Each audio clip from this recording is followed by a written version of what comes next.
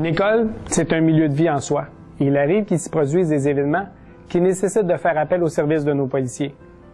Les policiers appelés à intervenir dans une école le feront normalement à l'intérieur de l'un des trois contextes suivants, soit le contexte d'urgence, d'enquête ou de prévention. Premièrement, il y a l'intervention en contexte d'urgence. Évidemment, après que nous ayons déployé les effectifs et posé les actions qui sont nécessaires pour contrer la menace, on peut dire qu'un des éléments importants dans de telles circonstances est la communication. Il n'est pas nécessaire de penser à un événement majeur. C'est tellement vrai que lors d'un événement survenu récemment près d'une école, un de nos policiers a eu le réflexe de contacter une personne de la commission scolaire qui siège avec nous sur le comité de travail de l'entente. Ceci a permis de diminuer l'impact de cet incident sur le retour à la maison des enfants, car les responsables de la commission scolaire et de la direction d'école ont pu aviser les gens du transport scolaire ainsi que les parents quant à la façon de récupérer les enfants. Deuxièmement, il y a l'intervention en contexte d'enquête. Selon les modalités de communication qui sont prévues à l'entente, les directions scolaires seront avisées lors de l'ouverture d'une enquête. Donc, tout événement impliquant une personne en lien avec cet établissement et qui pourrait avoir un impact sur la vie scolaire sera désormais connu de la commission scolaire Marie-Victorin. Les policiers affectés au dossier effectueront un suivi quant à l'évolution de cette enquête. Cette approche a d'ailleurs fait ses preuves puisqu'il y a quelques mois, nos enquêteurs avaient à identifier un symbole qui apparaissait sur des graffitis dans certaines de nos écoles, mais également sur des vêtements portés par des individus.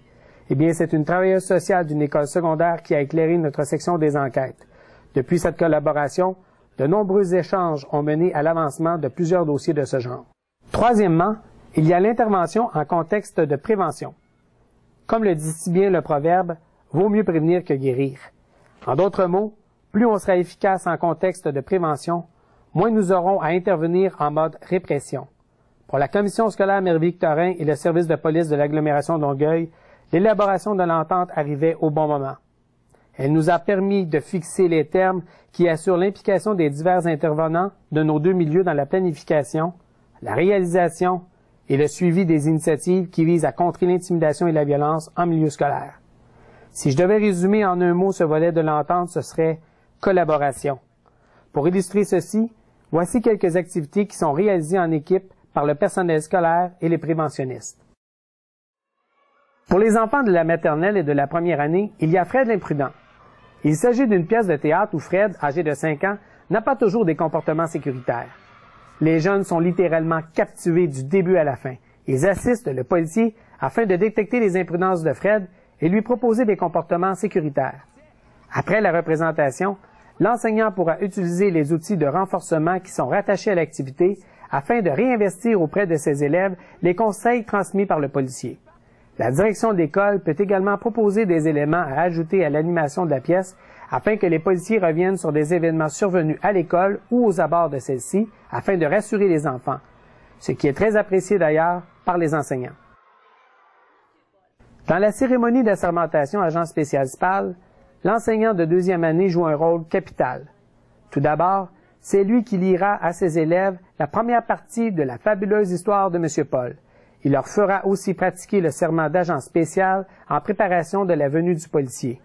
Le jour suivant, le policier préventionniste poursuivra la seconde partie de cette aventure au cours de laquelle Fred, maintenant âgé de 7 ans, se retrouve victime des moqueries de certains de ses camarades de classe.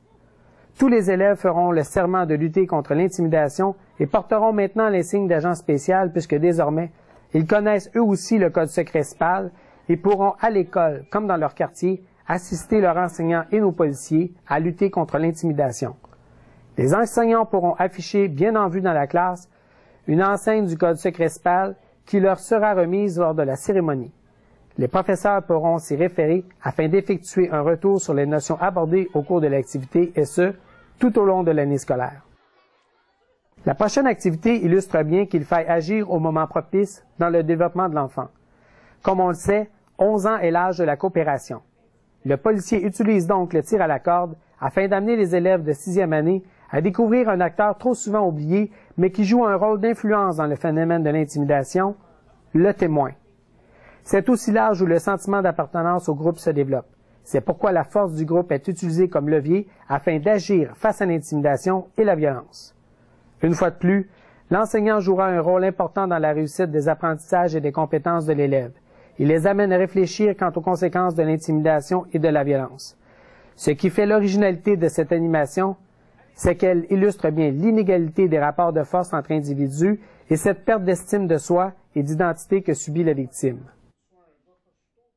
Au niveau secondaire, nous avons plusieurs activités à proposer. L'une d'entre elles est le projet ADN.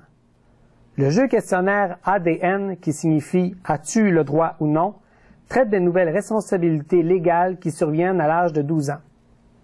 Dans le cadre des cours éthique et culture religieuse ainsi qu'en univers social, les intervenants scolaires abordaient la thématique des obligations et responsabilités citoyennes. Les policiers, quant à eux, l'expliquaient à l'aide du tableau de la LGPA. Maintenant, nos deux initiatives se complètent et assurent une meilleure compréhension de la part des élèves. Maintenant, grâce à la participation des enseignants à l'activité du policier, il en résulte une meilleure compréhension par les étudiants de secondaire 1 de leurs obligations et devoirs face aux lois, aux règles de conduite de leur école et au civisme à adopter envers les autres citoyens. Nous nous sommes assurés que peu importe l'activité ou l'intervention préventive à être déployée dans une école, il fallait qu'elle puisse s'adapter à toute situation, mais également qu'elle puisse s'intégrer au programme qu'utilise la direction de l'école ou nos partenaires appelés à intervenir en milieu scolaire avec nous afin de contrer l'intimidation et la violence en milieu scolaire. En conclusion, je vous dirais que l'élaboration de cette entente nous aura permis de mieux se connaître entre professionnels du milieu scolaire et policiers. À tel point que maintenant, je peux vous dire ce qu'est un AFSEC et je peux même vous expliquer la différence entre une compétence et un apprentissage. Pas si mal pour une police. Plus sérieusement, je me considère privilégié d'avoir pu participer à toutes les étapes entourant cette entente de collaboration.